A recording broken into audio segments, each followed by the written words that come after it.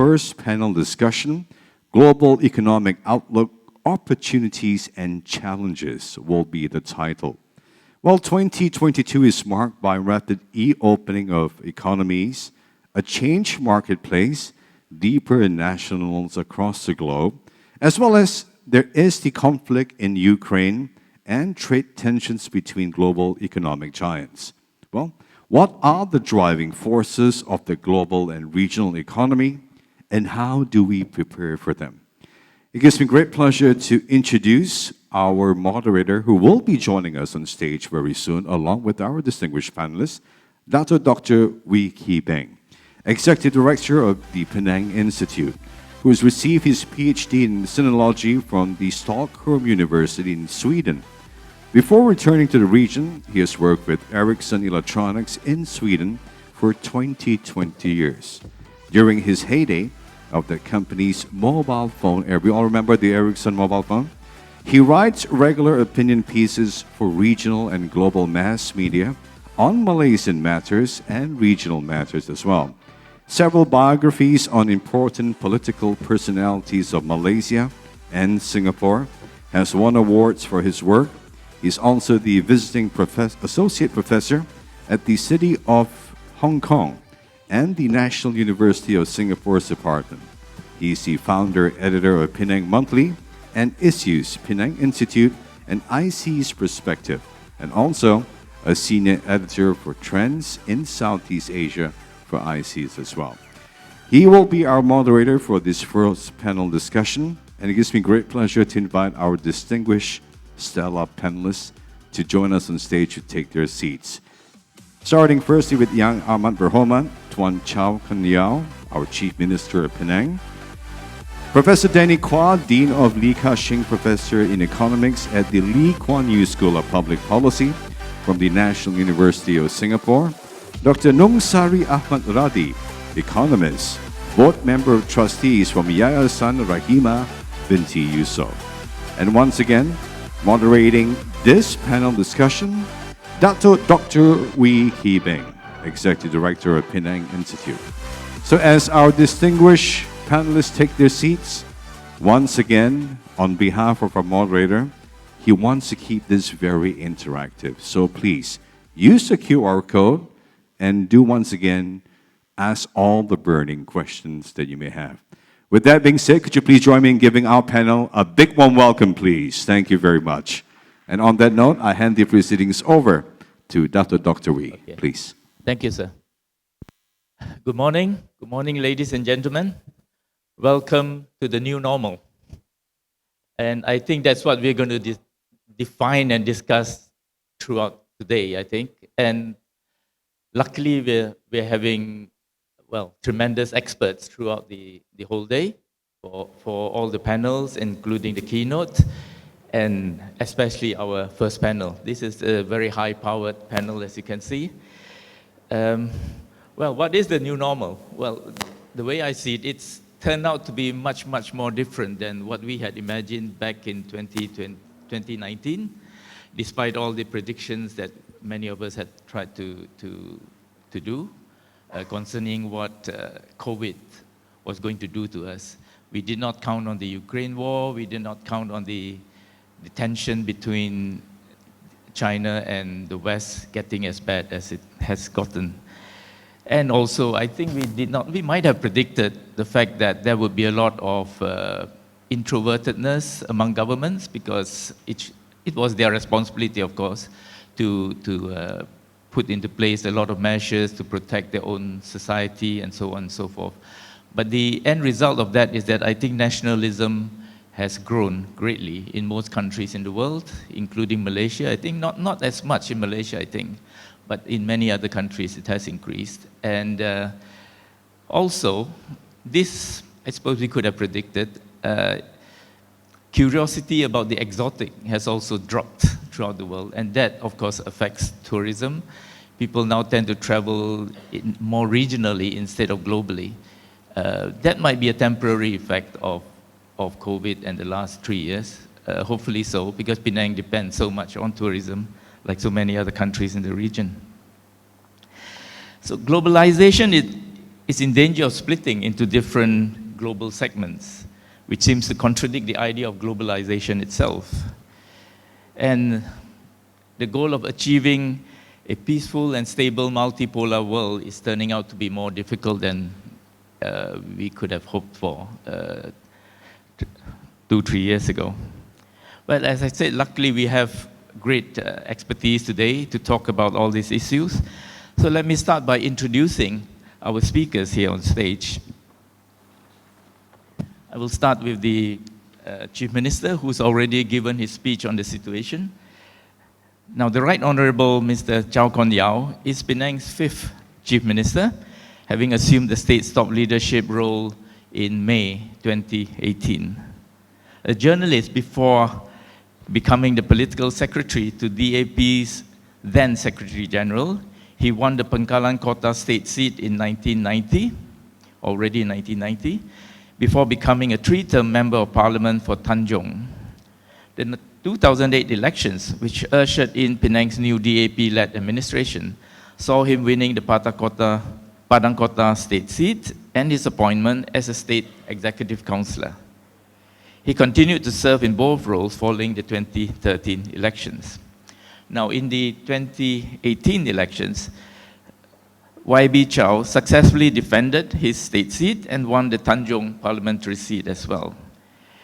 He has been the DAP Penang State Chairman since the year 2000 and DAP National Vice Chairman since 2004. Apart from the Penang 2030 vision, his administration since 2018 is driven to ensure delivery of 3 mega projects, namely the Penang Transport Master Plan, flood mitigation, and affordable housing for Penangites. Our second speaker is an old friend, Dr. Nungsari Ahmad Radhi, who is a member of the Board of Trustees of the Yayasan Rahimah binti Yusuf. He's an economist by training, and in a career spanning over 30 years, he has been in academia, corporate advisory roles, economic research, a member of parliament even, and policy advocacy. He holds a PhD in economics from Purdue University and is a contributing columnist for The Age since 2000. He is also currently a member of Mara Council and the Public Sector Housing Financing Board. Our third speaker is a Penangite, really, Professor Quah. Professor Quah is Lee Ka-shing Professor in Economics and Dean at the Lee Kuan Yew School of Public Policy, National University of Singapore.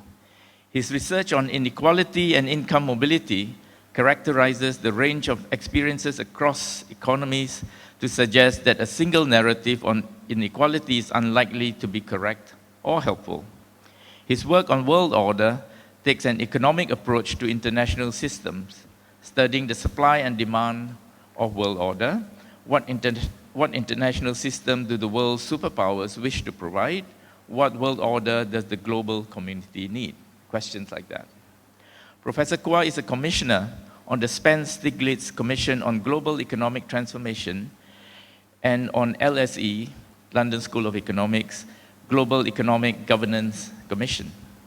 He serves on the Executive Committee, International Economic Association, the Advisory Board of LSE, IDEAS, the Eminent Advisory Council of the UNDP Bureau for Asia Pacific, and the World Economic Forum's Global Future Council for Geopolitics. He is also Vice President at the Economic Society of Singapore. He is also the author of the Global Economy's Shifting Center of Gravity. And last but not least, I would like to mention that he is recognized as one of the top 100 most influential academics in government in the world. So welcome to all our 3 speakers.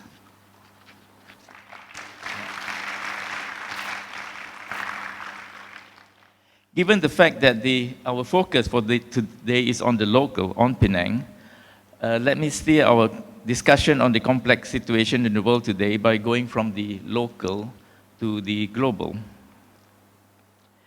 You have heard the Chief Minister speaking on Penang today already, So I think I will go from the Penang perspective over to the Malaysian perspective before I go over to Professor Quah in the end. So may I ask Dr. Nungsari to begin his presentation first. Thank Lisa? you. Thank you. Thank you, Yang Muhammad, Ketua Menteri, my friend Danny, a couple of friends on the floor there, Dato Halim, Dato William, of course, Tan Sri Fong and I were together in Parliament actually back in '95. Ladies and gentlemen, first of all, thank you for having me. Let me start by being the party pooper here by actually I'm trying to just conclude on three sort of risks that we are looking at. I think one of the risks has to do with inequalities, another risk has to do with investments and domestication of the Malaysian local economy, and thirdly on some sort of sovereign and fiscal risk that the country might possibly face. But by first looking back into 2019, prior to the pandemic, I think there are two major developments that one would say have, even at that time, shaped the way economic production as well as value creation, value recognition has happened, and in ways that redefine incentives and incentives for investment and so on. And one of that is actually, and it's still true today, and part of the renormalization of that is what we are suffering from today, is actually the disconnect or the disconnect between the monetary side of the economy and the real side of the economy. The monetary side of the economy, the capital markets and so on, has grown so much larger than the real side of the economy. Even in Malaysia, if you look at the capital market is something like 3.6 trillion ringgit, and the economy in nominal terms is only like 1.6 trillion. And this is Malaysia. If you look at places like the US, it's even crazier. So this disconnect between the real and monetary side, for which central bankers, the US Fed, are just trying to renormalize, has actually caused a lot of distortions, and yes, resulted in all kinds of distortions in the way resources have been allocated and rewards have been distributed. And that has caused quite a lot of inequalities. It is translated into the sort of income distribution that we see. It's translated into the sort of incentives that the capital market has rewarded firms in the capital market, and the way capital has been distributed globally. So the second one people have spoken quite a bit about is actually the limits of globalization, I think has been reached. The atomization, the slicing up of supply chains and the distribution of it globally, I think has reached a point where from now it probably will just have to revert or relocalize in some form. Notwithstanding that the US-China thing is even going to get worse. But the winners and losers, even back in 2019, were quite clear. I think the developed market suddenly found out that, or the US, for example, found out suddenly, actually this game did not quite benefit us quite. It benefited a lot of American firms, but it didn't quite benefit the middle part of their people. The phenomena that you see today in the US and so on actually has to do with the hollowing out that was the result of so-called globalization, especially post-China entry into WTO, that you see the emergence of Trump and even the decision on Brexit and so on. So those things have not changed with the pandemic. In fact, it has gotten accentuated, gotten a bit more serious. Now, the renormalization of monetary policy will cause a lot of problem for us. I think Yang Muhammad will know this more. My first risk is actually the risk of inequality. You'll be aware, I think Penang has done much, much better than other states. But if you looked at national numbers, for example, in terms of wages or household income numbers, it's kind of sad. It's very sad. I mean, the median, first of all, the median is growing slower than the average. And that tells you something. That tells you that the distribution is slightly skewed to the right when the average is going faster than the median. But household income and wages are ridiculously low in Malaysia. Even for Penang, Penang is just slightly higher than the national thing, but most states are well below. So you're talking about wages, median wages of just above 2,000 a month, and that's like 2020 numbers. And household income median at just about 6,000 ringgit. And that creates all kinds of problems. If I were standing for election, I got problem, but I'm not. Ahmad is standing for elections. That translates into that sort of problem, but it also translates to the second risk that I'm saying is, and this has been alluded to by Ahmad as well. With this sort of demand being driven by household median income of 6,000 ringgit and wages of about 2,000 plus ringgit, the formation of firms and investments that are going to come in to build on this sort of domestic demand is not going to be there. And the success of Penang is because of the presence of multinationals. It allows access to demand beyond these numbers, and that creates the opportunity for growth. But the challenge still has to be that you need sort of an indigenous growth as much as you need to deepen the integration, backward integration between the MNCs and local firms. So what we have seen, therefore, is actually a domestication of the Malaysian economy. Because you cannot grow, so unless you're Penang, you can grow your tradable side of the economy, the one that interacts with the world. The rest of the country actually has become more domesticated. We used to be something like you add export and import is like 200% of GDP. But now for the country, we're down to about 120% of GDP. So we've been domesticated because we've gone into mostly services, and most of the services are low-end services. They're not tradable services like logistics or some parts of medical tourism or financial services. So that's a risk that people in this room are involved in getting investments, but also people like YB Halim in industrial development has to think about how to create firms that creates employment that cannot depend on the domestic sort of demand, because given the low income level, low demand level that we have. And my final point, Mr. Chairman, is actually all of this translates to an elevated sovereign risk, I think. If you looked at the renormalization, I mean, the Fed is doing what it does. It doesn't give a damn about what others are suffering, because they have a problem to solve, they will solve their problem. And BNM has reacted, 25 basis point, 25 basis point, 50 basis point on an overnight rate, which is like an overnight rate, the shortest rate possible. But if you look at 10-year rates, 10-year rates have gone up for MGS, have gone up about 100 basis points already. Now, the cost of borrowing is going to go up for government. And based on a debt size, which is quite horrendous, and based on a revenue as a percentage of GDP that is declining as well. I mean, if you look at the budget that was stable but wasn't passed recently, the development expenditure that was proposed, 90 plus billion, contains a lot of stuff that should have been in operational development. But they didn't, they put it in the development side because revenue, government's projected revenue is equivalent to operating expense.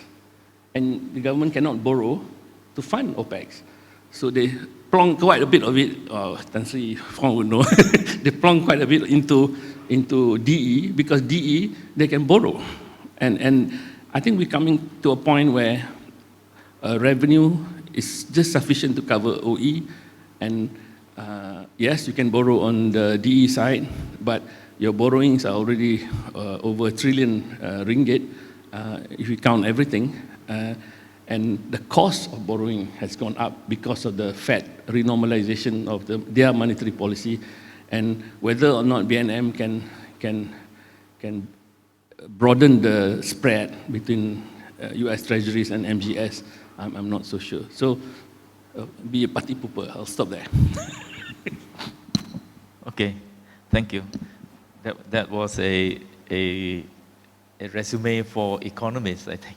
I'm sure a lot of economists here are very taken by what you're saying. May I now pass the word to Professor Danny Quah, who will be speaking more on global matters, I think. Thank you, Dr. Ngui. Excellencies, distinguished guests, ladies and gentlemen, it's a great pleasure for me to get to speak here and an honor to get to address you and share some ideas about the global economy. I want to say how much I enjoyed and appreciated Tan Sri Dr. Fong's comments earlier, and Chief Minister, your welcome speech. I agreed very much with the sentiments that were being expressed. I want to say that in what I'm going to say next, I want to build on what Tan Sri Dr. Fong referred to as the golden era of globalization, that the world, that Penang has so prospered by.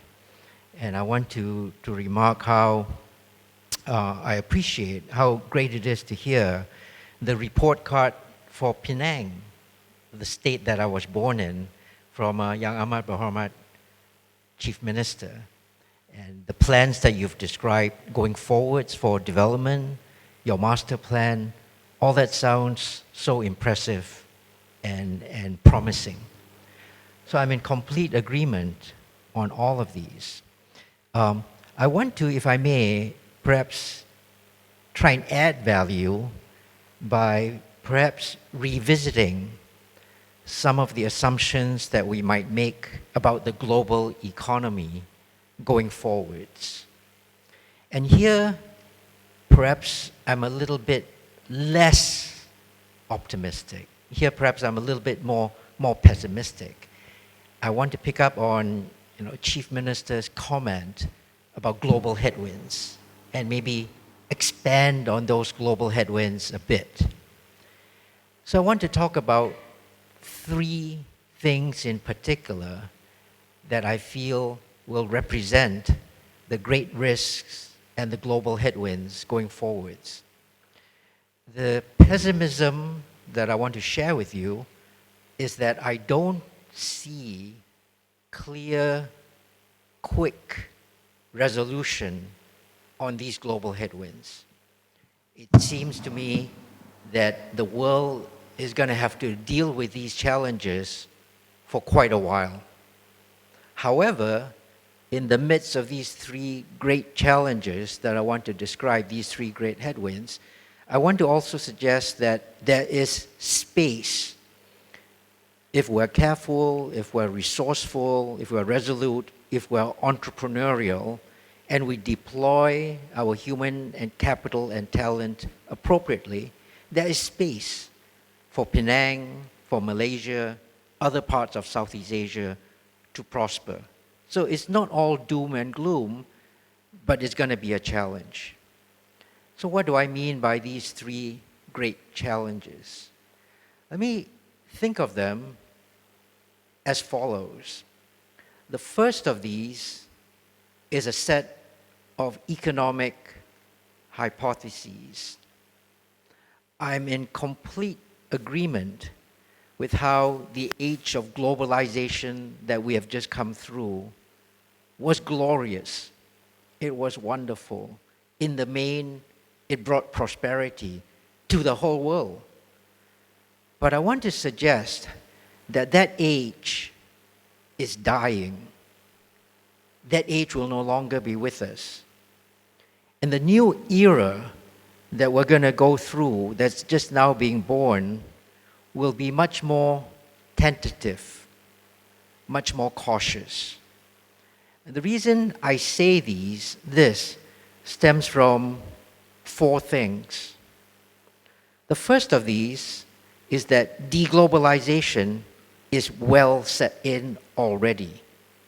There are sound structural, political, and other reasons, economic ones as well, that says that deglobalization, or a retreat from the rampant globalization that we've enjoyed, is now set in place, and it'll be very difficult to dislodge. The second large economic fact is our global response to the pandemic. It remains disorganized, disparate, and even at its best is going to suggest a pullback from the kind of halcyon glory days of economic growth. The third reason that buttresses the both of these is the global climate crisis, the environment. And that will call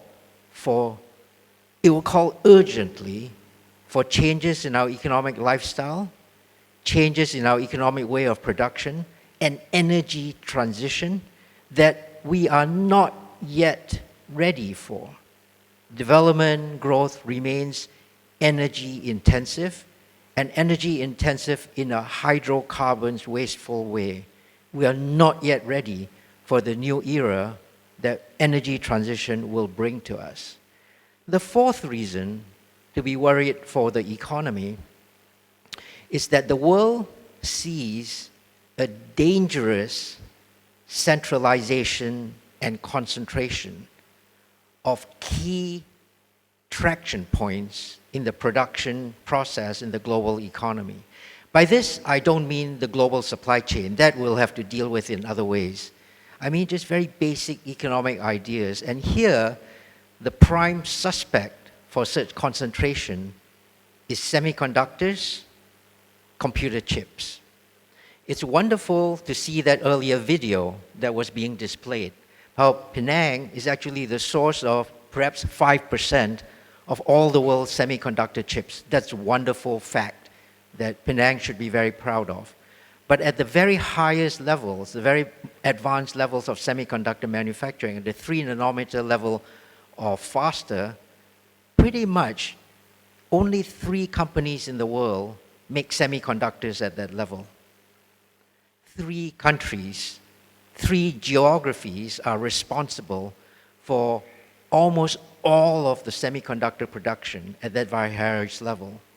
These geographies are, first of all, Taiwan, second, Korea, and third, the United States. Actually, with the United States, a very distant third. And that concentration makes the way in which our global economy relies on semiconductors at the very highest levels, it makes us fragile and not resilient. Those set of economic reasons, which I hope we can expand on in Q&A, the economic era of globalization is over. The 4 factors, deglobalization, the global pandemic, the global climate crisis, and the dangerous concentration that we're seeing now, makes the global economy a fragile, non-resilient, dangerous place.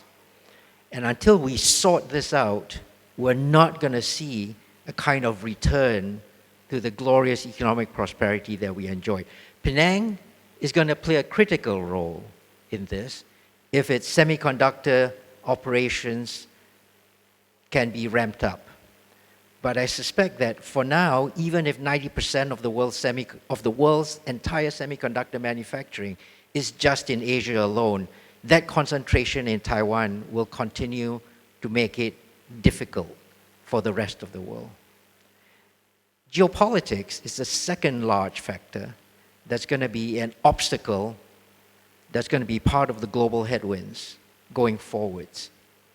Geopolitics has returned in the sense that geopolitics used to be subservient to the needs of the global economy.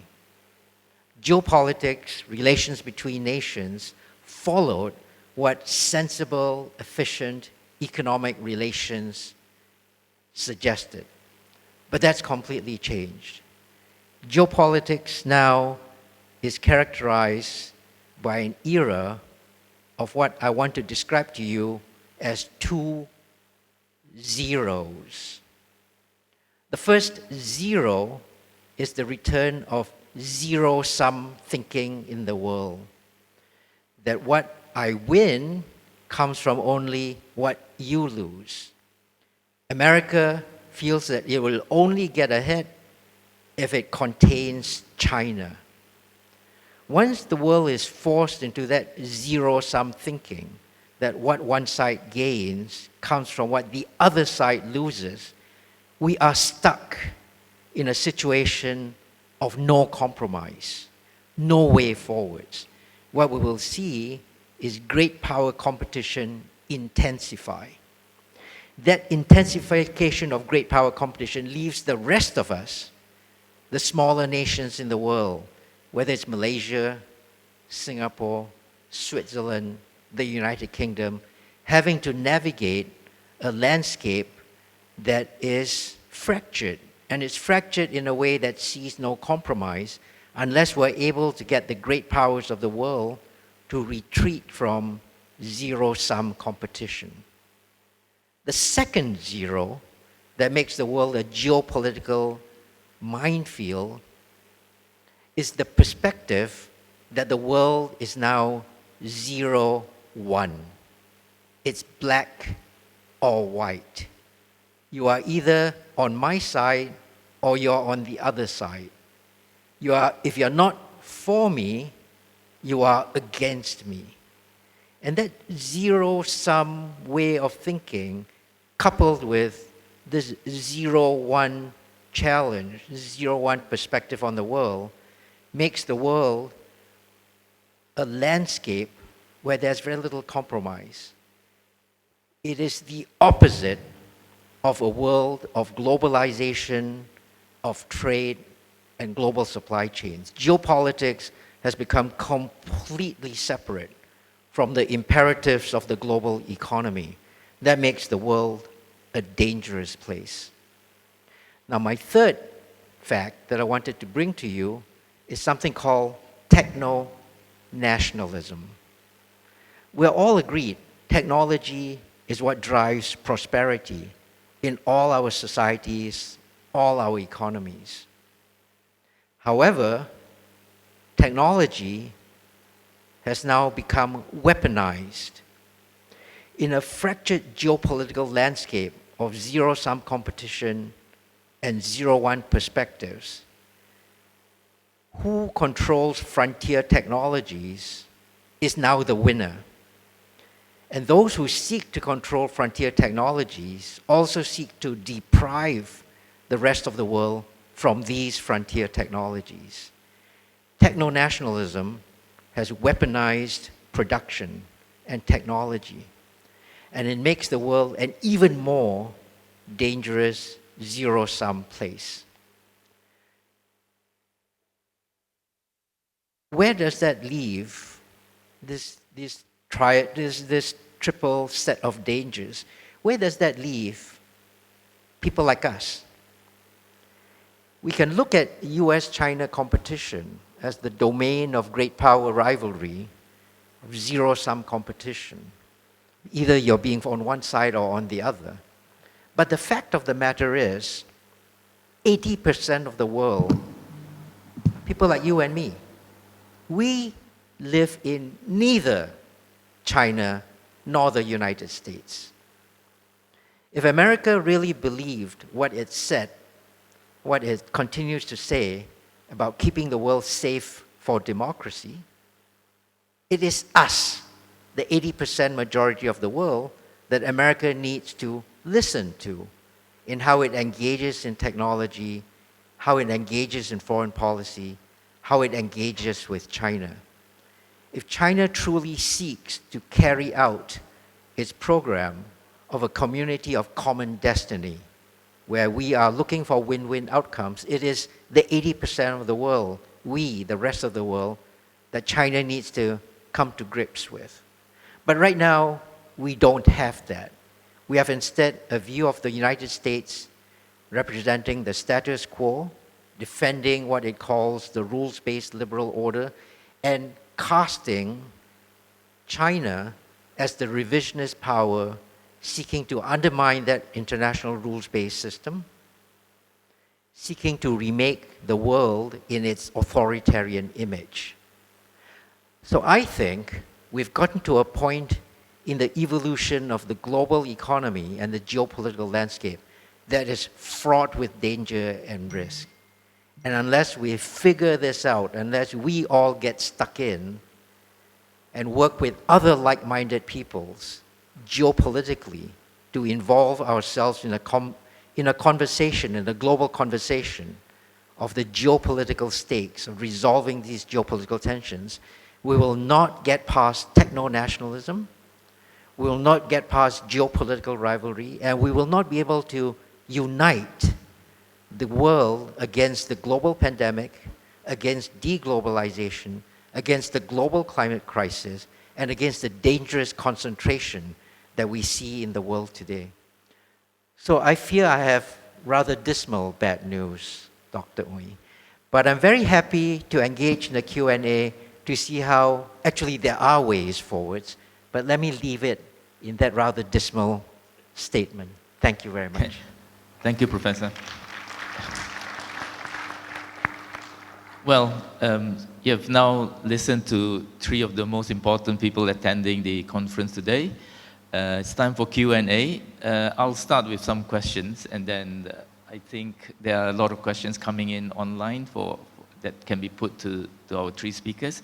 May I start with the Chief Minister, who gave a very interesting and insightful speech earlier. But may I start by asking the Chief Minister if there are any responses he would like to give after listening to our other two speakers, before I put any question to you. It's on, I think. I completely agreed about the issue of over-dependency on the E&E sector in Penang. Our economy is definitely too over-dependent on E&E, and it is subjected to the up and downs of global situation. And in a time like this, of global geopolitics, we are subjected and we face great risks, although we have got so much opportunity arising from this conflict as well in the past 2 to 3 years. But we cannot rest on our laurels, and we have to continue to leverage on the E&E sector to grow other subsectors so that we can also diversify our economy and become less dependent on the E&E sector. Something that I learned in my university days 30 over years ago as a sociology student. These are things that we learn, and we do not like our economy to be controlled by big powers, translated into MNCs in our home ground today. So that is the type of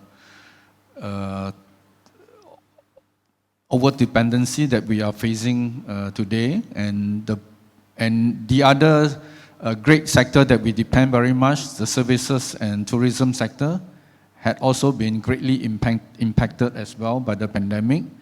So I think moving forward, we need definitely serious thinking about how to move Penang forward. So that is one of the great challenges that we face. So we have two big problems based on the two pillars of our economy in Penang, really, right? One is that industrialization is so dependent on E&E, and at a time when, like Professor Quah was saying, that there's a zero-sum thinking going on.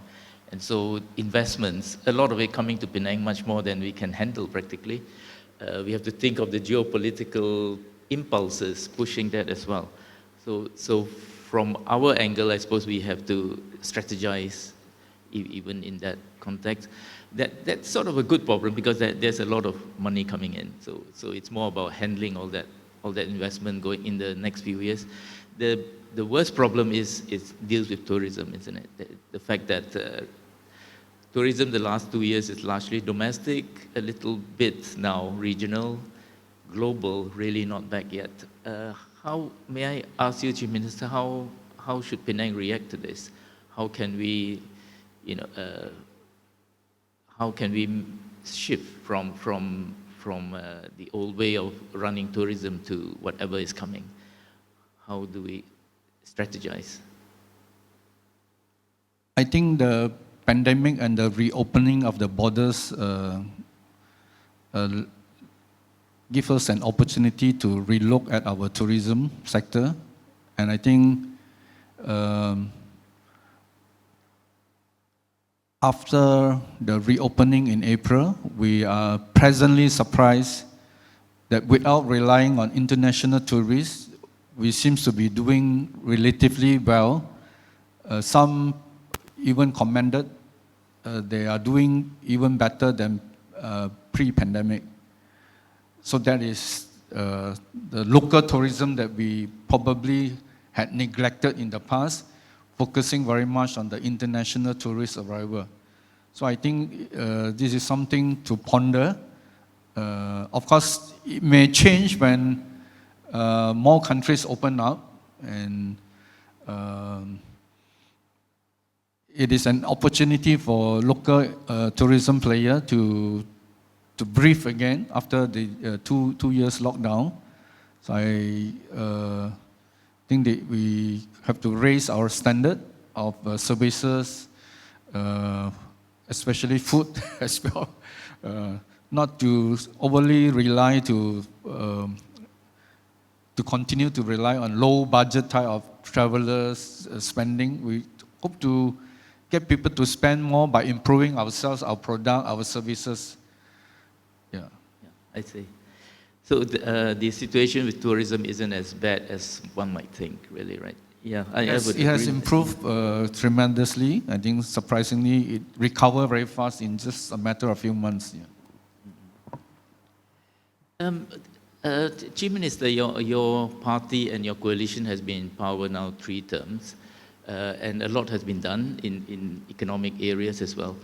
I was wondering, at some point you must feel constraints due to the federal system that Malaysia has.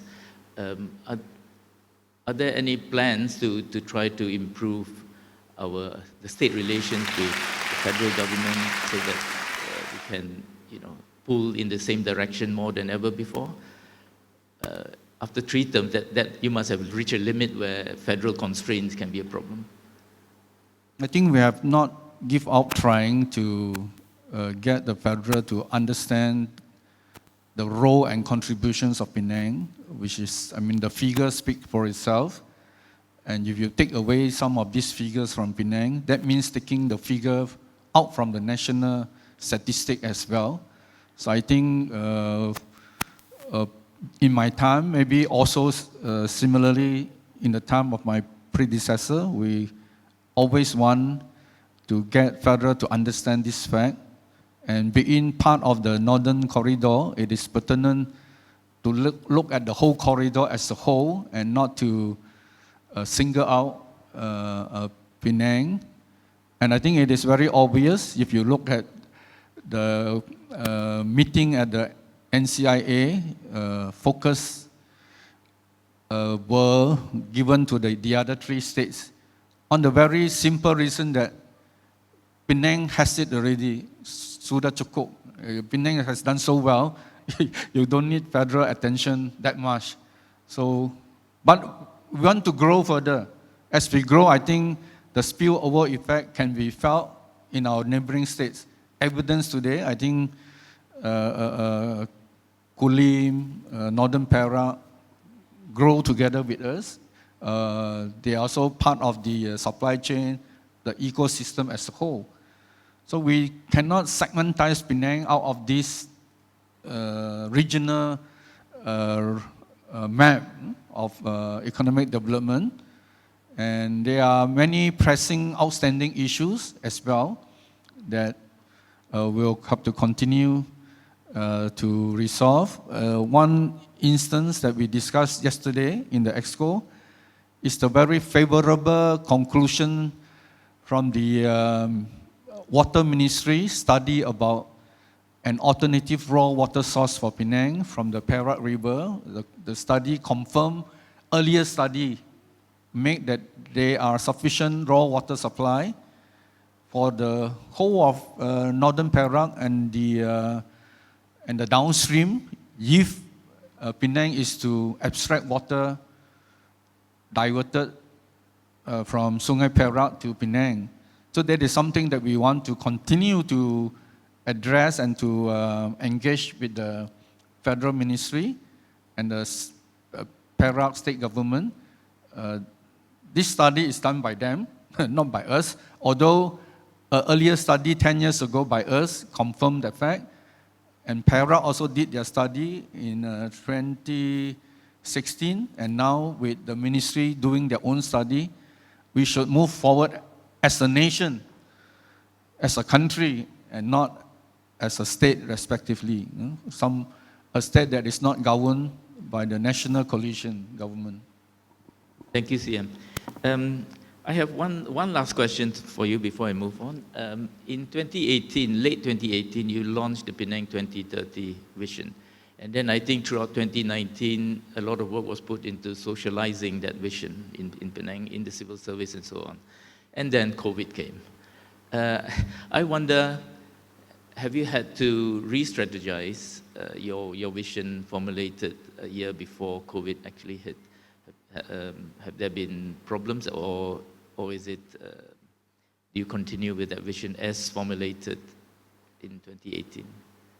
I think when Penang 2030 vision was launched, just 3 months into the new team of state government, I think probably not enough in-depth study was done. It was a vision statement that had to be introduced in probably 100 days of your chief ministership. So that was a very broad statement type of thing. I think the pandemic did not stop us from looking deeper into it. In fact, it provided opportunity for us to look at the various themes, the various strategic initiatives, and also accelerating it into the second phase. We focus on 3 key areas. So I think after struggling for 3 to 4 years now, I think we are on the right track, and probably the next, if we have another term, the next 5 years would be focusing on implementing some of the key strategic initiatives and the program and project related so that we can achieve this vision. If not achieving it in totality, I can believe, but laying a strong foundation in transforming the state into a smart, green state, a family-focused state as well. And there are so many social development initiatives that we are interested to undertake. Recently, the active aging concept, aging-friendly city, something that we want to work on. And there are so many things that we can work on for the next 5 years. And of course, technology, leveraging on digitalization is so important in this era because it would be the game changer. No other sector would give you that, would be able to accelerate things in the speed of technology and digitalization. So we need to embrace it. We need to be on board. If not, we will be left behind. Thank you, Chief Minister. So despite the... Sorry? Oh, okay. So I have, well, one question to each of the other speakers at least, yeah? So I'll move over to Dr. Nungsari perhaps on the national. And of course, the obvious question is the election, right? Well, I just wonder, given what you were saying earlier, the very fact that an election is now going to be held, will that fact alone that it is held provides the stability and increased stability that investors might be looking for where Malaysia is concerned? Yeah, I think people with money. I mean, we're not short of money. I mean, Malaysia is still not short of money. Always looking for clarity because clarity provides a lower level of risk. But I would go along with Danny actually. Even with the election, the world that we will live in after the election is not the kind of world that we used to before that. We're not going to get 1995 Tan Sri kind of political stability kind of thing. It'll be a bit more noisy, and I think the political market in Malaysia is still equilibrating, and it's better that we get used to the fact that it's equilibrating, and the equilibrium might not be the kind of equilibrium that we're used to, say, 20, 30 years ago. So we should just put a premium or discount the thing right now in making the decisions, but not be totally averse in terms of, oh, this is something so different that everybody is sitting on their bums and not doing anything. So we just have to move. I think I'd just like to add on to what Yang Muhammad said. Actually, one of the things that I've always thought that the federal government has not done enough, despite signing all kinds of free trade agreement lah, whatever lah, all kinds of stuff. Malaysia signs everything. Any pro-US, any pro-China, we sign everything. Maybe that's how we should be lah, a small nation. But Yang Muhammad, I think one of the things that we have not really done, and sometimes we get caught in the NCIA politics kind of thing, that I think we have neighbors that are really, I mean, you have Sumatra just across Singapore, Thailand, and I think some of the logic of leveraging on a broader, deeper market, launching from a Penang launching pad, leveraging on that regional sort of demand, and forget about global demand, might be the way forward. I think your predecessor back when I was a schoolboy, this Penang, Sumatra, Utara initiatives.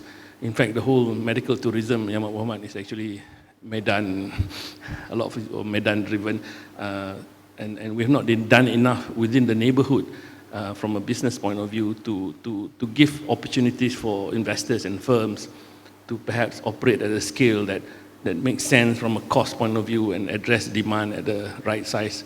Otherwise, I'm beginning to feel that we're living in the like pasar malam punya economy lah.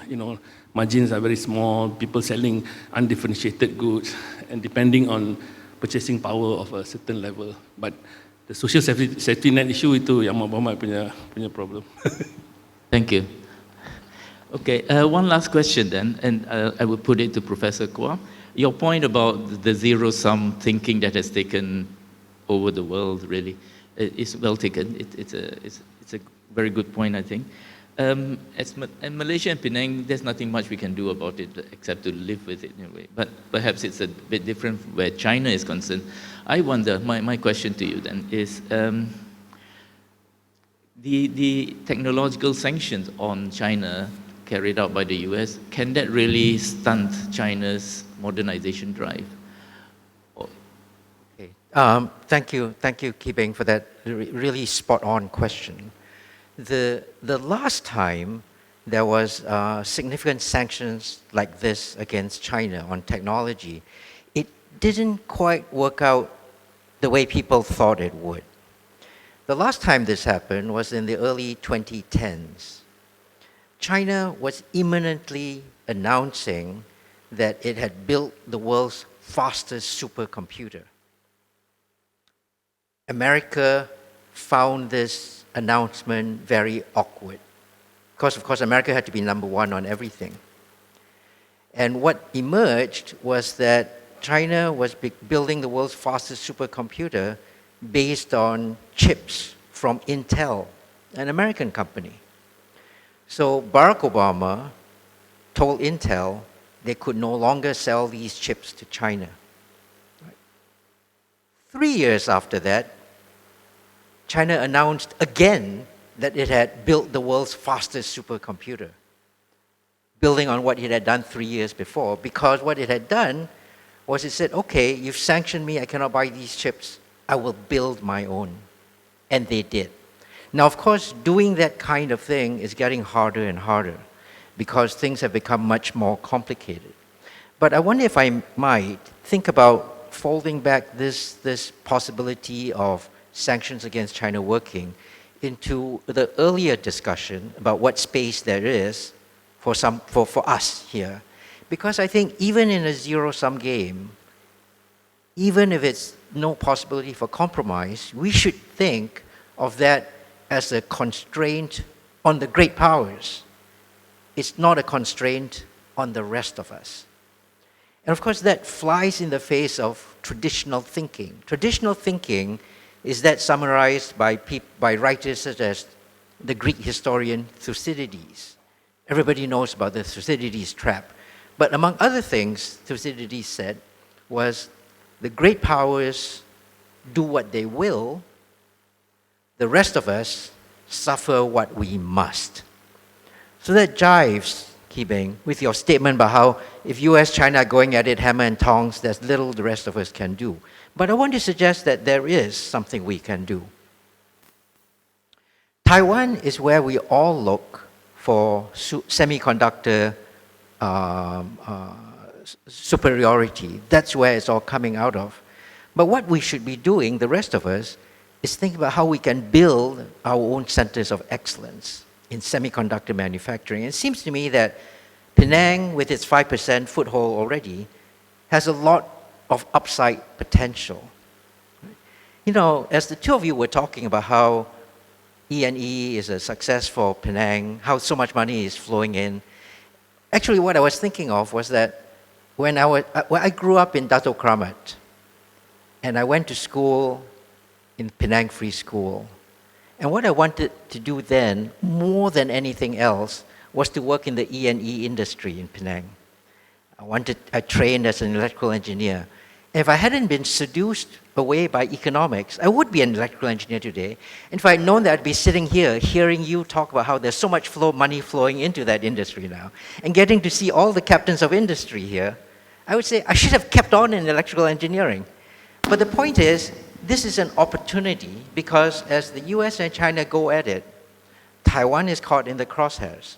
Taiwan is now the world's most dangerous geography, being the cynosure of both China and American attention. And on top of that, you know, in the last 24 hours, China had no earthquakes.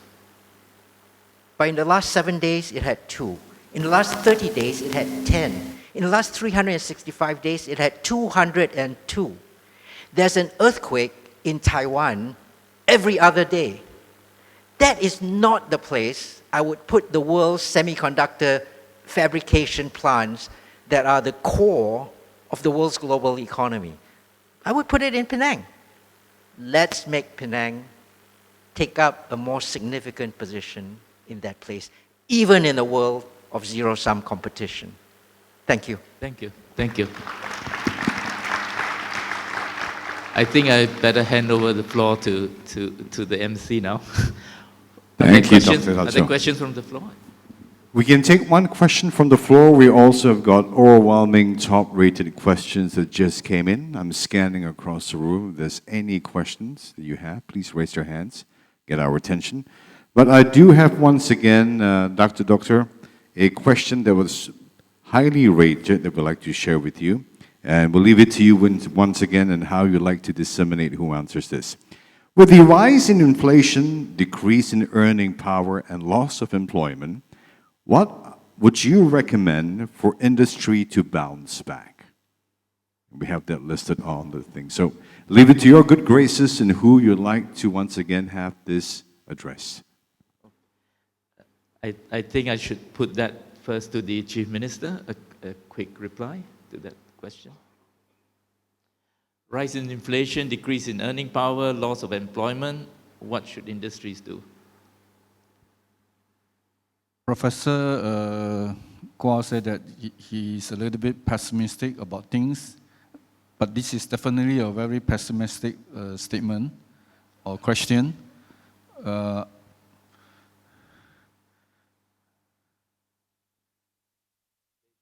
earning power. I think in Penang, I have already shared some of the good story. Of course, maybe underlying this good story, there are still some concern as well. There may be people who still cannot get a job, but you need to profile them as a general indicator of the situation. But definitely, even the impressive figure said that there are still 1,000 over still seeking employment in the state, compared to 10,000 over at the height of the pandemic. So things are improving, but nevertheless, it is hopefully a small segment of our society that still needs a lot of attention as well. And I think that there are several initiatives, upscaling job opportunity, and so on and so forth that are being undertaken by the federal government. There are so many programs, the state government as well. I think probably the access to information, I think this segment of our population needs to come out to seek that information and act upon it accordingly. So that would, I think, what we can address at a small segment of society that are still seeking gainful employment out of the post-pandemic recovery. Yeah. Thank you, CM. The other speakers, any response to that question? If I may, thank you. This is an excellent question. Thank you very much to whoever submitted it. I'm going to start by saying something that sounds really stupid, but I hope you will give me just attention for 30 seconds beyond that. What will make industry successful? Well, it'll be a combination of demand and supply. Okay, so your 30 seconds attention, if I may. The world that is the market for the industries in Penang is not just Penang. It's the whole world. And you want industry to be successful, you want to figure out what it is they are selling that the world wants to buy. There is no shortage of things that the world needs. What are the tools that we have for energy transition? What are the tools that we have to helping the world move to a more sustainable, green environment? The world does not know how to do this. We've got to put our minds to figuring out manufacture of solar panels, batteries, things that we already do, that the world will find valuable. The fact that there's a rise in inflation, decrease in earning power, loss of employment is not going to be an obstacle to how industries that are well set to produce the things that the world needs will continue to flourish. We need to reset our minds, our map of what demand and supply looks like. And I think there's a lot of upside potential here, if I may, Chief Minister. Thank you. No, I would like to concur. I think that's why I'm advocating a slightly different perspective instead of taking a national perspective. Like what AB is saying, cannot take a state perspective. You see, all these economic books and theories that they've taught you in terms of comparative advantage, competitive advantage, all these things, I think it doesn't really apply today. If you just do, say, IMTGT perspective, which was always there but has never worked really, then there are a lot of opportunities for new product and new demands, notwithstanding whatever trade blocks and or mercantile capitalism that the West is seeming to be adopting now. So there are lots of opportunities. Even some elements of import substitution or disruptions that came about because of supply chain disruption can be opportunities for new investments, leveraging on even local capabilities. The infrastructures are all there. The physical infrastructure, the legal infrastructure that we have signed within ASEAN is still there. The only thing that needs to be done is actually people like Ahmad Muhammad has to deal with federal bosses on some customs issues, movement of goods issues that create a triangle of growth, not on a national to nation basis, but region to region basis. So I think I'm quite bullish on that. I don't look at decrease in earnings or inflation as a permanent feature of the economy. Thank you. I think I better rush to the ending of this session. let's all thank our panelists for a wonderful talk, please. Thank you, Doctor. Thank you, everyone. May we please invite Chairman Dr. Tan Sri Dr. Fong Chan On to please present tokens of our appreciation to our stellar panelists for their sharing today, please. Chairman. And a precursor for a group photo opportunity, may we have all our photographers to please be ready.